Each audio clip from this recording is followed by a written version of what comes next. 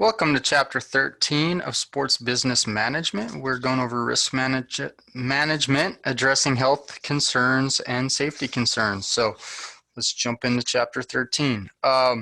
So again, we're going to look at health safety plans. We're going to look at emergency response plans and so on and so forth. So some of the things that they're going to talk about in here, again, just depends on the size of your gym, what you're going for in your gym. Um, on how much of this you want to do. Okay, so here's some topics that they will look at in health and safety guidelines. So things like pre-exercise screening, fitness testing, program design, facility staff qualifications, health code and standards, risk management, emergency management, emergency equipment, medical liaisons, exercise supervision, equipment maintenance, member orientation. Again, these are all good things to take into consideration when you're creating a facility, or if you are now managing a facility and you start looking into, okay, what do we have, what do we not have? Okay. So first things first is creating a safe environment. So again, your facility needs a lot of things to have a safe environment. So one, make sure that you have all the necessary emergency equipment, all the equipment that you have for your gym's always in good working order, that you're up to codes with electricity, water, things like that, where you've got things spaced out with the right amount of space in between. So certain things, like you don't want to have a treadmill that spits somebody right back into the wall behind them, and not have enough space to escape from the treadmill. If you have Olympic platforms too close to other areas, so if the bar gets away from somebody, it doesn't go rolling into somebody and shattering their tib fib or something along those lines. You don't want dumbbells right up against the glass, even though that seems to be kind of a common thing at a lot of gyms. Somebody slams it on the weight, or it doesn't quite get on the weight rack very well.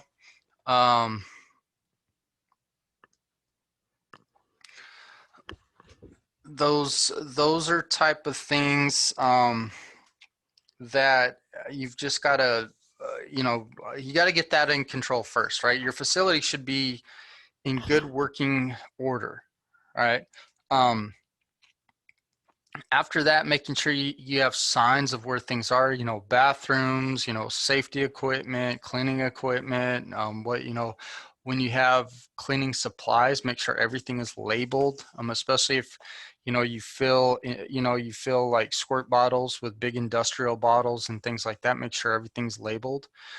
Make sure you have bloodborne pathogen cleaning protocols, and where you dispose of things. Like the human disposal or the biohazard. You'll see different disposals for those type of things. Just make sure everything's up to OSHA standards, right? For that part. And again, they really do a small in this chapter. They talk a little bit about all that, but they're not going to go major into it. And again, this is not really a full chapter on how to get all that. They kind of want to, everything I talked about at the beginning, they want to talk a little bit on everything, right? So again, management's got to be aware of all this. And this is why under a lot of times you'll have like a facility manager. Under them you'll have like, or not facility manager, but you'll have the general manager. You'll have a facility manager. They'll oversee all the things that are building wise. Do we have all the safety equipment? Do we have the right people, or do we have everything in working order? Do we have all the chemicals and things? Do we have the right people in place that maintain things and clean things and so on and so forth, right? And then you've got your fitness managers, you've got your front desk staff manager. That's why we have all these, because all of them are going to have different safety issues that they have to address, right? So again, the OSHA stuff will usually fall under the facility manager, okay? And make sure that you have the right personnel under there. And they mention personnel here, but we'll we'll kind of get into that as we go. So when we get to the fitness manager, they, you know, again, their fitness staff, they need to be certified. And again, everybody in the facility needs to be first aid, CPR, AED certified. Everybody in the facility needs to be aware of their role, right? So if you think of a basketball team, you got to know your role. So, you know, it's one of those things that some folks are like, you know, you're going to rebound, block shots. You may not shoot too much. Other folks, maybe you're shooters. The other folks are going to make a lot of passing. Excuse me. Other folks may be more defense oriented, so on and so forth, right? Same thing, even though everybody's CPR, first aid, AED certified during emergency protocols, we, you know, you can't just have everybody going over and performing CPR, right? That's not going to work. You've got to have them doing different things, like somebody needs to call paramedics. Somebody needs to get a hold of family of somebody if they're in an emergency, so on and so forth. You're going to have folks that are going to clear people out of the area. You're going to have somebody that goes and grabs all the safety equipment, you know, or the first aid equipment, so on and so forth, right? There's all these different protocols that have to take place simultaneous. And so we create roles based on the positions people have, right? And based on where it happens, okay? And then when some people show up, they may take over certain roles because they have a higher level of training, or, you know, a higher responsibility based on their position at the gym. Okay.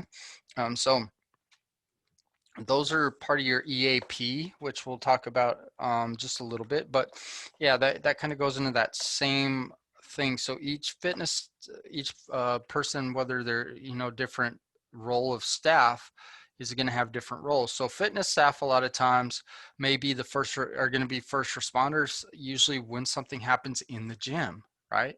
Again, they need to have all the certifications to be able to handle those things, as well as, you know, when we talk about just generalized safety, they need to have, you know, they need to understand how to use everything in the gym and how to use it safely.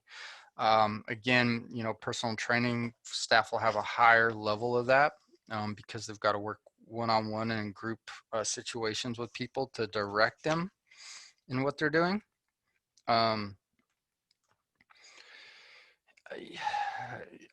know, there's a lot of different certifications, and we talked about that in a previous chapter, so I'm not going to go over that again in this chapter. All right.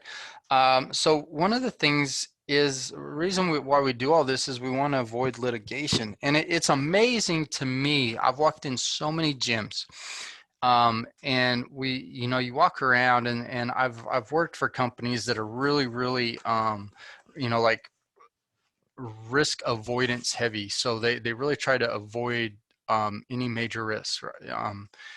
You know, they have all equipment where it needs to go. They have safety, you know, like, you know, I'll give you some examples. So if you go to a gym that has like a basketball floor, right? So I talked a little bit about the layout of like a weight room or cardio room, and how you have to have things placed out, and so on and so forth.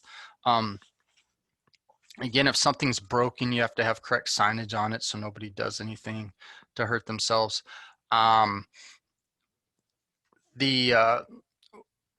When we get to, you know, like other aspects, so say you have like a pool, right? You've got to have the right type of floor around the pool so people don't slip and fall. You may have to have a lifeguard on duty, or, you know, depending on, like, if it's a rehab pool and things like that, sometimes they don't, but they've got to have it where people can see into it at all times.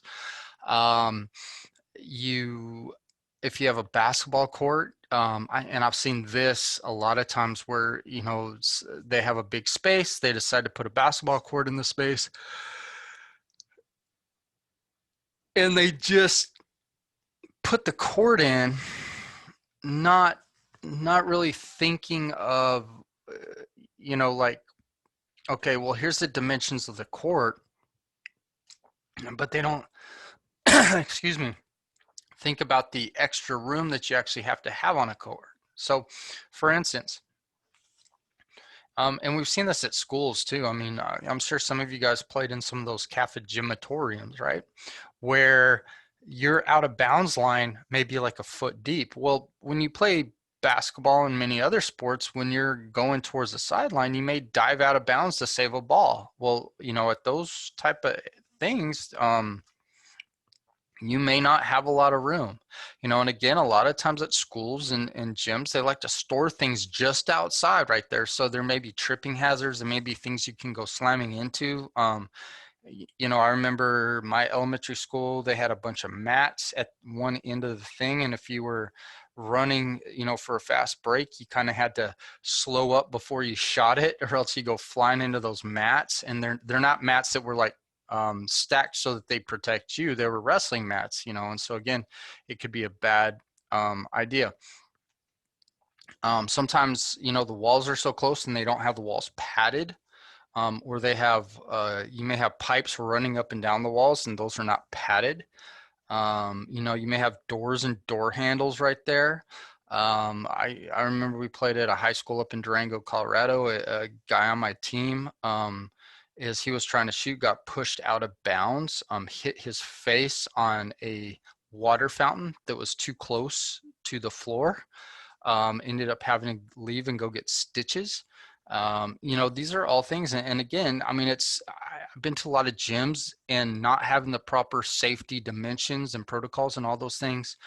To be honest, like if you watch an NBA game, they've got the folks so close sometimes, to the floors and things that, I mean, even that, you're like, is that really the best idea? You see a lot of times towards the end lines where people go flying through when they're, like doing fast breaks and stuff like that. You'll see, cameramen and cheerleaders and all them sitting on the floors down. I mean, they're just like in harm's way.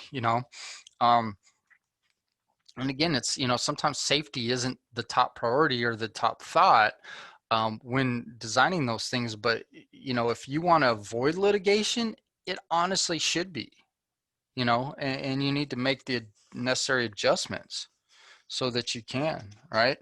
Um, so other things, is screening members through health risk appraisals. So we usually have people sign waivers when they join a gym. That may include a little health risk appraisal, or a pre-activity screening thing on there. Now, again, if somebody's coming and they're going to work out on their own without any supervision, they're basically going to say, look, even if I have any issues, I'm choosing to come do this, right? You don't actually have to have any doctor's permission. Now, if you're going to work with a personal trainer or under any type of supervision, like a group supervision too, and this funny thing, a lot of times when people go to group exercise classes, they don't fill out things to go into the classes, but they're under supervision. And so these same folks that check yes to multiple health risks when they walk into a gym, a lot of times when they go a personal trainers give them health risk appraisal. They'll go over those things. They'll give them the Part Q and all that. And if they check yes to certain things, they're going to say, hey, check with your doc. We want to get confirmation from your doctor that you are healthy enough to come do these things. Or if you have any things that you're not allowed to do, I need to know that as well. And personal trainers, a lot of time, I say a lot of times, at least at every gym I've ever been at, because I'm a stickler for this, you're not allowed to work out with someone, even if they're like, yeah, I really want to get started today. And I mean, I hate doing that to folks, because I know sometimes, man, I don't want to break somebody's, like, they finally made a decision to come do something. We're like, oh yeah, you got to hold off. But for their safety and for, protecting my trainers, I'm like, yeah, you got to get a doctor. If they said yes to any of the things, like most of it's cardiovascular related. You've got to go see a doc, and the doc's got to sign off or at least give us some restrictions, right? Same thing if you come out of rehab and your physical therapist and doctor have some restrictions. I need to know those things if I'm going to work with you, right? And I've done that with athletes. When I get athletes, they're like, okay, we're releasing them, but they're not quite there yet. So these are some things that you're going to have to wait on, and we'll want to do some further eval before we sign off on them doing those things. And that's fine. And I'd prefer that. But again, when you take that same principle, people go into group exercise a lot of times, there's none of that. You go to a CrossFit gym, which is basically like a big group exercise gym. for the most part, there's none of that. You just sign the waiver and they think they're fine. Now, here's the thing. They're not fine because you're being supervised. So if something happened to you, you could actually sue against them because they, you just by you going through that first waiver doesn't mean anything. That only means that you're saying under my responsibility and under my direction, I understand something could happen. But now that you're under somebody else's supervision and direction and they're guiding you to do something, you need to have, if you're completely healthy, yes, that's fine. So again, if you get hurt and they gave you good instruction, you just didn't do it right or something like that, that's on you. If they didn't give you good instruction, that's on them. But if you come in with an underlying health condition that you should have got signed off by a doctor before doing something like CrossFit, and then you have a heart attack in there, that would be on them, even though you signed the waiver. And I know a lot of people think, oh, once I signed the no, right? You're under supervision. Okay, that's a whole different ballgame, and that's why that we do that with personal training. But again, we don't do it with group exercise, and really we should. I mean, if you're going to do group X, you should have to fill out a PAR-Q and all that, and fill out and say, yeah, I mean, because now you're under supervision, and somebody's going to tell you like to push yourself and to run hard and to do this and whatever else. They need to know, you should come in with the doctor's note saying, look, these are certain things I can't do, and they'll have to modify things for you, right? So again, pre-activity screenings. There's a lot of screenings that the trainers and folks can do as well. So you do the medical history questionnaires and so forth. You can actually do movement screening and functional screenings if you want. You can do you could do like a cardio screening if you have the qualified folks to do all that. And again, they can't screen you. The only reason they'd screen you is if you're healthy enough to be screened too. So, we give folks, a lot of different screens like the health appraisals, and all those things to make sure that you are okay to go forward, right? And it's good. Lifestyle questionnaires, again, are a good idea because it gives the person an idea where you're starting. A lot of times people think, oh, this is so they know how smart or dumb I am in the gym. Not really.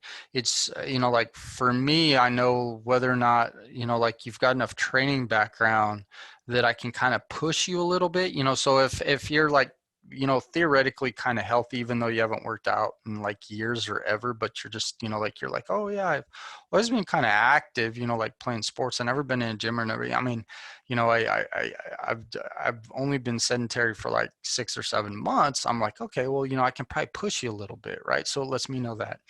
But it also does let me know like, hey, you've never been in a gym. So the stuff we're going to do in the gym, you're not going to be familiar with certain things. And I know like, maybe I can push you on these things. Maybe we need to spend a little bit more time over there. It gives me as a trainer more things to understand about you that I can sit there and read and start to formulate the best plan for you, right? To help you meet your needs, work towards your goals, and not do something to sabotage you on the way there, right? Again, it's a good idea that everybody has their physical exams and, they have a clean bill of health before they do things. Lab tests, if you've had lab tests, it's good to know those results and things, especially when they have cardiovascular implications. And again, we can use all these to kind of figure out, like, are you in a high or low risk or medium category somewhere in there, right? Again, if we come to the point we need medical clearance, then we'll get it, right? And that's the thing. It's about you as a client making sure that your needs are met and making sure we're not placing you in undue risk that you don't need to be placing. Again, there's always a certain amount of risk if you're going to do anything physical. I mean, there's a certain amount of risk crossing the street, that you take on every day. But if we can avoid any risks that are place you in a point of you know, being permanently hurt or damaged to an extent, or death, you know, we want to avoid that to the best of our abilities. Okay. Again, anytime, you know, if somebody's going to give you a test at the gym, they need to tell you what it is, what the purpose of it is, whether it's written or physical. Okay. Assessments. So if they're going to do like movement assessments or body comp or cardio or muscular strength or muscular endurance or flexibility, they need to explain to you what the test is, why they're doing it, you know, what they expect of you doing this, you know, things, you know, especially with cardio and stuff. Most of the time at gyms, they're going to do a modified test, which will, you know, it's not going to be a max test. It'll be what we call a submax test, which is going to predict where we think you're at. But even then, we want you to be aware of certain cues your body may give you, that may be like a, hey, you know, we need to slow things down or shut things down. You know, one of the two. So again, they need to explain all those, because again, some people have never really worked out, and you know, um, that's the thing is, one of the toughest things as a trainer working with folks that have never really been active is two things. One, explaining to them like when something hurts, when it's okay that it hurts, and when something hurts that it's not okay that it hurts, and getting them to distinguish between the two, because some things we want them to, you know, keep going a little bit. Other things we want them to shut it down before they get hurt, you know, or cause like serious health risks to themselves, right? And so again, the reason we do all these screenings is we want to design safe exercise programs for people, and you know, and it's tough because there's the you know, you got folks that'll really push themselves, you know, and you think they're okay, but sometimes you got to be, as a trainer, the one that dials it down, you know, or pulls it back. Sometimes you've got to figure out how to motivate them and push them a little bit harder, and it's this give and take. And part, you know, really in part it is you as a trainer need to always be as open and honest with them as possible, and get them to be as open and honest with you, because when designing their programs and then also helping them to adhere to those programs and pushing them through those programs, you need complete honesty from them. You don't want them hiding things from you, because that's when bad things happen. Okay. Um, so you've got to understand the best approach with everybody. I always tell folks, you as a trainer need to be more of an educator and a motivator than thinking of yourself as this person that's going to create this plan that's going to help them to get looking really good. Because if you can educate them on what they're doing to their body, what they should be feeling from their body, so on and so forth, and they can get a better understanding, rather than you always keeping that to yourself and just making them do things. And then on top of the fact you're trying to motivate them, sometimes they'll hide pain, sometimes they'll hide things going on. Some, you know, and again, that's the thing too, is like, you know, you get these folks that are gonna, you know, like when it comes to working on the diets and stuff, you know, don't this is the one thing I don't like, the word diet, but it is what it is. I mean, it's just basically, you know, my diet is what I eat, your diet is what you eat. That's really all the word means, is, you know, what a particular person or group of people eat. You know, what's in their choice of foods generally is kind of what it is. And so the when working with folks, you know, you need to be upfront with them. You know, again, if you're one of those people that's going to take foods away, you need to be upfront about that. Now, again, I'm going to warn you about that. One, there's no point in doing that unless they're under medical supervision to stay away from superfood or from certain foods because of, you know, some disease or whatever else that they have. Outside of that, you shouldn't be telling people, no, you cannot have that. Right. And we can get into all the ramifications of what happens when you tell people no on certain foods. But, you know, that's a whole different issue. So with that being said, you know, we've got to be open with them, and again, you know, let them know you know, and again, a lot of people think that if you're going to work with them on their diet, you're going to tell them they can't have things. So if you're like me and you're like, no, they can eat whatever they want, we're just going to help them lower their calories, try to help them, encourage them to eat things that are better or higher nutrient, you know, versus calories and things like that as much as we can, and get them to try to you know, find things that have a lot of good nutrients for them, but always allowing them to also enjoy what they eat. You know, they'll find that when you're honest about that up front, they'll be honest, and hopefully the same thing with their workouts. Again, you should provide all your clients or folks that come to a gym. Now, again, a lot of people aren't going to take you up on this, but the opportunity to have a safety orientation on everything, right? How does this, you know, how does this work, and things like that. You know, what, you know, like how do you use this machine, and so on and so forth. Supervising members. You know, it's hard to supervise members when you're floor staff. You know, there's a lot of people out there. You know, really what you're looking for is, it's not like you're supervising them from a standpoint of you're trying to manage them. It's basically you're supervising against any poorly executed exercises or bad ideas, and you're looking for those things, unfortunately, you know, and sometimes you're going to miss them, or sometimes, you know, and again, it's hard sometimes because you have people come in, you know, and you'll be like, oh yeah, you know, you're doing that wrong, basically is what you're saying. And there's some folks that get really pushy about that, like, nah, I know what I'm doing. And so, and it's like, but do you really, you know, and you got to be respectful, because again, at the same time, you don't want to lose them. And a lot of times people just think you don't know what they're doing, you know. And again, that's one of the hard things in fitness, is there's some things that are just opinion, there's some things that are just a bad idea, based on the science, and it's hard sometimes to articulate that to people, right? um, Again, having a good medical emergency plan, we talked about that earlier. You know, who does what and where's all the different equipment. um, you know, where's your defibrillators, where's the first aid kit, you know, where are all those things, right? You have to have people, everybody should, that's one thing, is everybody in the facility should know where those things are.